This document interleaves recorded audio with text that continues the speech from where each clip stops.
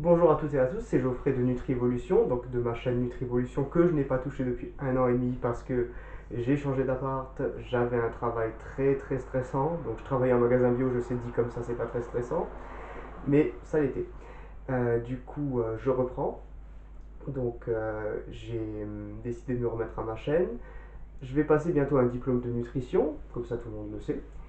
Et du coup, je vais me remettre, je vais dans mes vidéos chrono, dans ma vidéo de cétogène de paléo, je vais parler un peu de la chrononutrition, c'est le diplôme que je vais passer.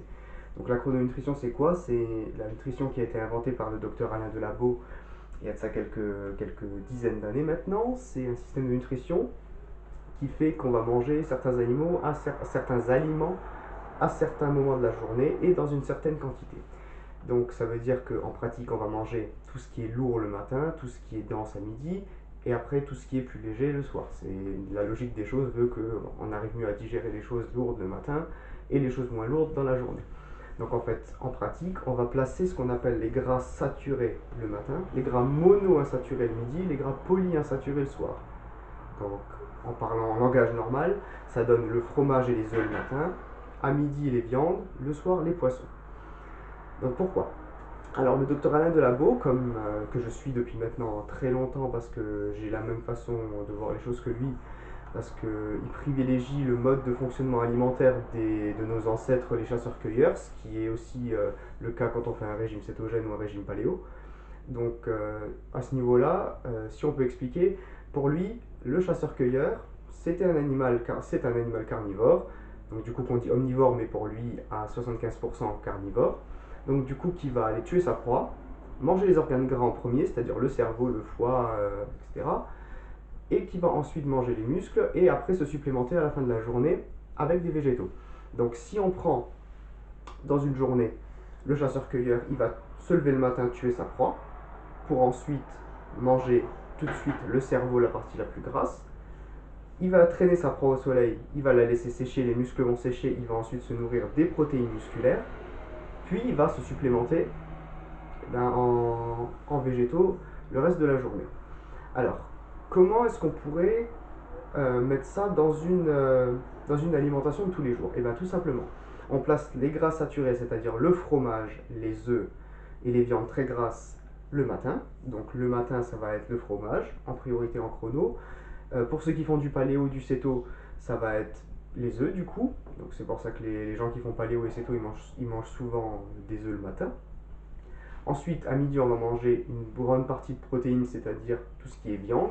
Alors rouge, blanche, c'est pas le problème pour l'instant. Et ensuite, le soir, on va manger les poissons, parce que les poissons sont très facilement digestibles.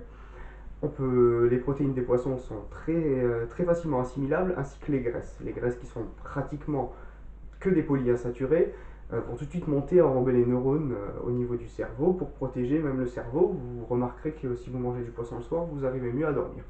Tout dépend si vous avez des problèmes d'iode ou pas, de sodium, tout dépend du poisson que vous mangez. Mais dans la généralité, si vous supportez bien le poisson, si vous le mangez juste avant d'aller vous coucher, ça fait des effets bénéfiques, vous le remarquerez notamment au niveau des rêves.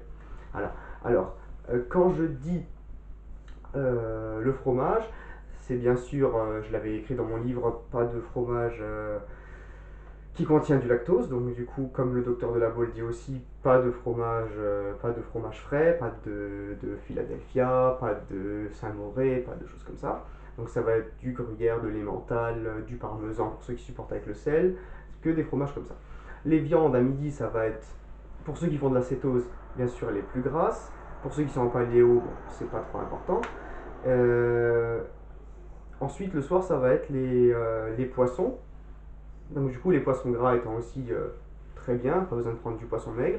Si vous ne faites pas ni cétose ni paléo, la chrononutrition, c'est un mode qui est fait pour les gens qui veulent continuer à manger des glucides. Bien sûr, sinon je ne traiterai pas de ce sujet-là, la chrononutrition en elle-même limite énormément les glucides. Ça veut dire qu'avec tout ça, on va manger du pain le matin, des féculents le midi, des sucres au goûter et des légumes le soir, mais bien sûr en quantité de 1 à 2 cuillères à soupe. C'est-à-dire que le matin, pour quelqu'un qui a une activité sportive élevée, on va manger avec 30 grammes de pain, à peu près, c'est 30 à 50 grammes. À midi, on va manger 1 à 2 cuillères, voire 3 cuillères, tout dépend de la personne, du gabarit, du sport, etc., de féculents. Au goûter, ça va être le même pour tout le monde. ça va être quelques oléagineux et quelques fruits. Et le soir, 1 ou 2 cuillères à soupe de légumes, bien sûr toujours accompagné, ça va constituer l'accompagnement des poissons. Donc en chrononutrition, je vous explique un peu, la méthode du docteur Alain Delabo, que je suis maintenant depuis des années parce que c'est comme ça que je place mes aliments, même si je suis plutôt du côté cétogène paléo. La chrononutrition, il y a un de ces bruits dedans. La chrononutrition, ça va permettre pour ceux qui veulent garder leur joker, veulent se faire plaisir quand ils sont invités, c'est une méthode qui va plus ou moins très bien marcher et qui va permettre d'avoir une excellente santé, notamment à travers ce que je viens de vous expliquer, c'est-à-dire placer ces aliments au bon endroit de la journée et en bonne quantité.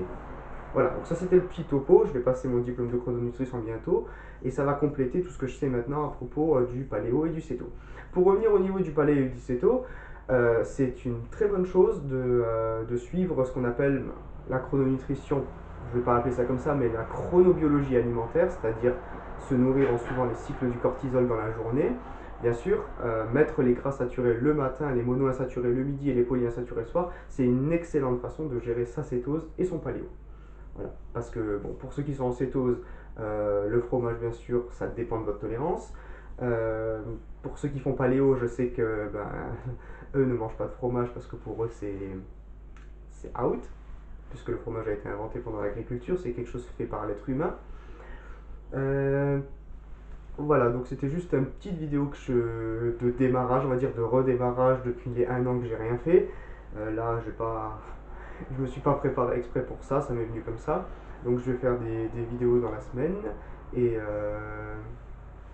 voilà, donc bon courage à tous. N'oubliez pas, je vais mettre mon adresse email sur le bas pour que vous puissiez m'envoyer des messages si vous avez des questions, si vous voulez prendre des rendez-vous. J'ai bientôt mon diplôme de chrono coach pour faire du coaching, si vous voulez prendre des rendez-vous. Et je vais également peut-être, c'est une possibilité, faire des sous-titrages pour mes amis en anglais. Et peut-être même faire des vidéos dans ce cas-là en anglais et les sous-titrer en français.